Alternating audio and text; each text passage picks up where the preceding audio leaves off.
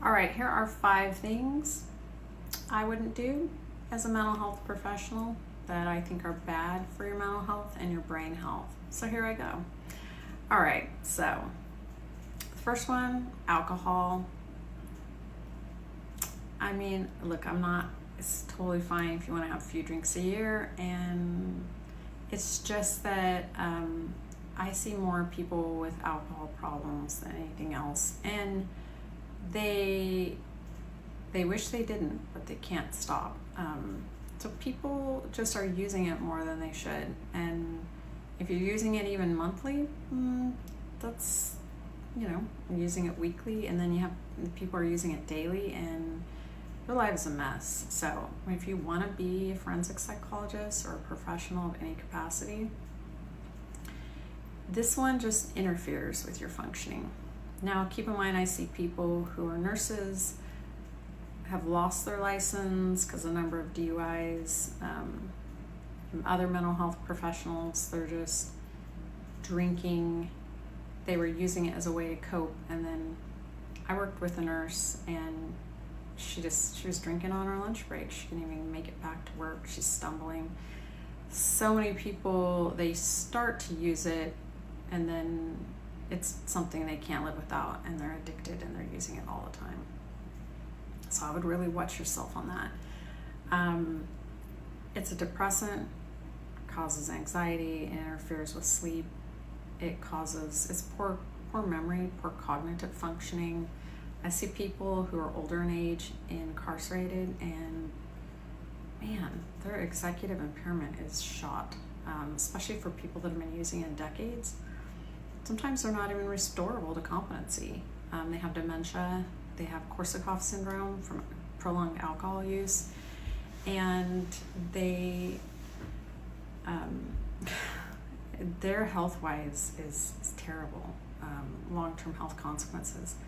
I have a sister that's a lot younger than me, and she lives on the streets, and she's an alcoholic, and her cognitive functioning is not good at all. And health-wise, her body is failing.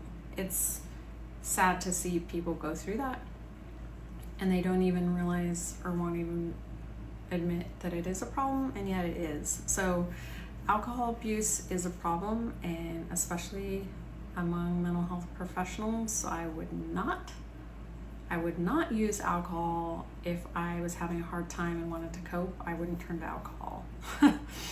That's when you know you might have a problem. Okay, so the second one, I'd never smoke marijuana. It's trash. Lowers your IQ, impairs your cognitive functioning, and it's definitely not good for your mental health. THC is the worst thing for anyone that has schizophrenia. It induces paranoia and psychosis. That's a fact. I've seen thousands of people at the psych hospital in psychotic breaks under the influence of marijuana. There's plenty of studies from the state hospital, Stanford University, people were saying marijuana helped them with anxiety, particularly schizophrenic patients. They did a controlled study. They would give it to them and watch them. Their reactions were so profound, it was unethical to continue the study. So it was stopped. I've seen plenty of people who have offed someone else while they were in an impaired psychotic state under the influence of THC. I've seen that more times than I want to say, and it's horrifying. Family members crying with me or begging for their child's life back. A lot of family will give it to their kids. Wow, it's a disaster. Marijuana lowers IQ in long-term studies. I got nothing good. I see kids in juvenile hall, they can't even finish school. They've dropped out. It's tragic. Absolutely tragic. I could go on about that, but we'll move on to caffeine. Caffeine is fine to have a limited amount each day. It's just one of those things that people overuse. All these things I'm talking about are drugs. People overdo it. And then the problem is they get misdiagnosed with ADHD. They get an anxiety disorder, they have a sleep disturbance, and they start self-medicating, or they start taking sleeping pills, or they start drinking alcohol. That's one of the things I've seen a lot. People that are using marijuana and they can't sleep, and then they're using alcohol to sleep, and then you have more problems. So caffeine has a half-life, and a lot of people who take it don't realize it. They take it later in the day, and when you're taking other medications or you have other disorders, the caffeine can stay in your system longer, even for days or even hundreds of hours, studies have shown. And then people think something else is wrong. They get another wrong diagnosis, more medication, and it was just something simple, like discontinuing marijuana or alcohol or caffeine. So, yeah. Another one, that I might get flack on this one, but pornography is trash. I totally wouldn't watch it, and it's garbage.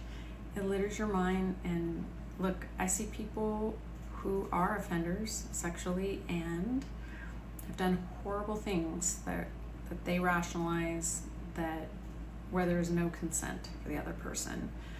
And everything has started with the use of pornography. It's pretty tragic.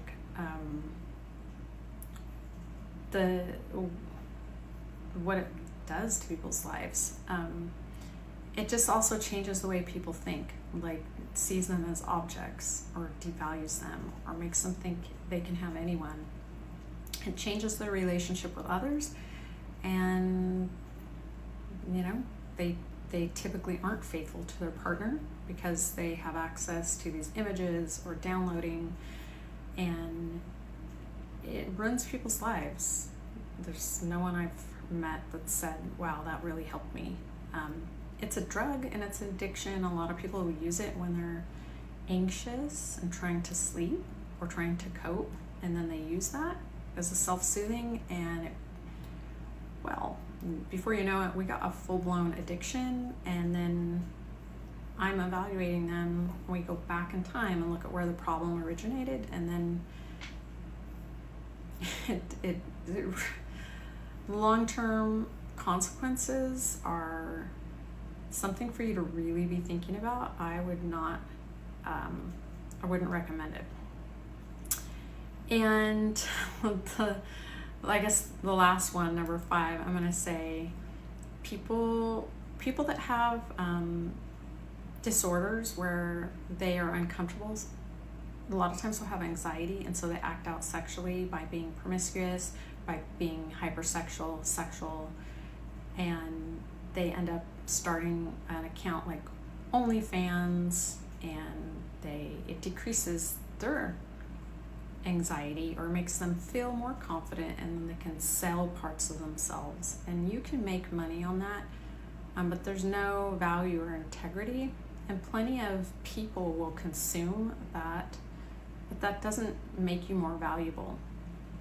And I see people in therapy who are just destroyed. They don't have a good sense of self, and they are like using these platforms, and it ends up having a devastating effect for them. And I wouldn't recommend it. And again, I see the devastating outcomes, and I haven't had a different experience. So those are things I personally wouldn't do. But if you're looking to have really good brain health and mental health, any of those drugs really aren't good.